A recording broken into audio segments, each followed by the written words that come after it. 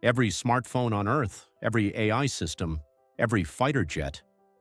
They all depend on chips made in one small island that the world's most powerful country claims don't exist as a nation. This is Taiwan, and the world has no plan for what happens if it falls. Taiwan sits 180 kilometers off the coast of China, close enough to see on a clear day, far enough to have become something completely different 6,000 years ago. The indigenous peoples of Taiwan were the ancestors of the Austronesian language family. Their descendants sailed across the Pacific to populate Hawaii, New Zealand, Madagascar, and Easter Island. 500 million people across 30 countries speak languages that trace back to Taiwan. The island was not always an appendage of China. It was once the origin point of humanity's greatest maritime expansion. China controlled Taiwan from 1683. Then in 1895, China lost the First Sino-Japanese War and ceded Taiwan to Japan in the Treaty of Shimonoseki. That specific wound, of something taken, is still the emotional foundation of China's claim to Taiwan today, not historical continuity, the anger of losing. In 1949, Mao defeated Chiang Kai-shek. Chiang retreated to Taiwan with 2 million soldiers, civilians, and intellectuals, and China's entire gold reserve. He planned to reconquer the mainland. He never did.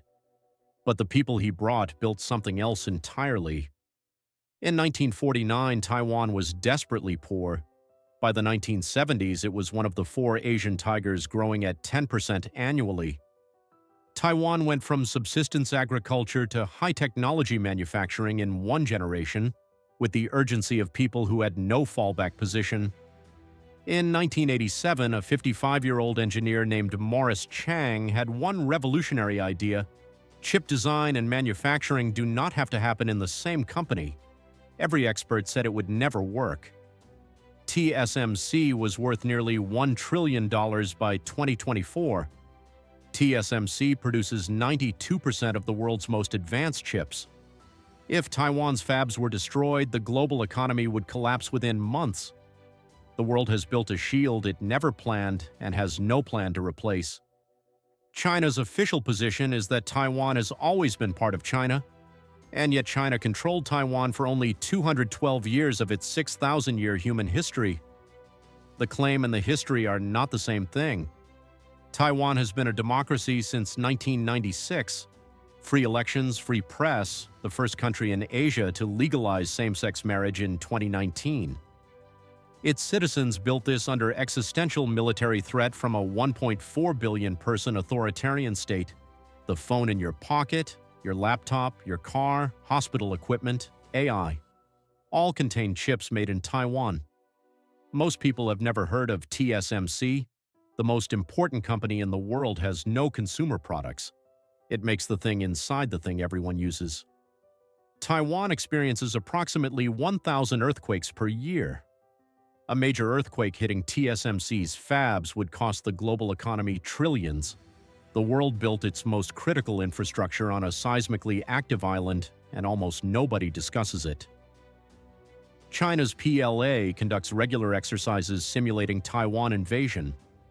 In 2022, after Pelosi's visit, China fired ballistic missiles over the island. Taiwan's Air Force scrambles fighters dozens of times monthly. This is the permanent background condition of Taiwanese life. In 1992, 68% of Taiwan's population identified as Chinese. By 2023, that had dropped to 2.7%. A generation that grew up democratic decided it is something that did not exist before, not Chinese, not a province, Taiwanese. The EUV lithography machine TSMC uses can only be built by one company in the world, ASML in the Netherlands. Each costs $200 million, contains 100,000 parts from 24 countries. The Dutch government can remotely disable every one of them anywhere on Earth. After COVID revealed global chip dependency, the US passed the CHIPS Act, $52 billion. Europe committed 43 billion euros. TSMC is building in Arizona, Japan, and Germany, but the most advanced production stays in Taiwan. The knowledge cannot be relocated. The world is trying to back up something that took 35 years to build. Every Taiwanese citizen has an opinion about whether China will invade. Military service increased from 4 months to 1 year.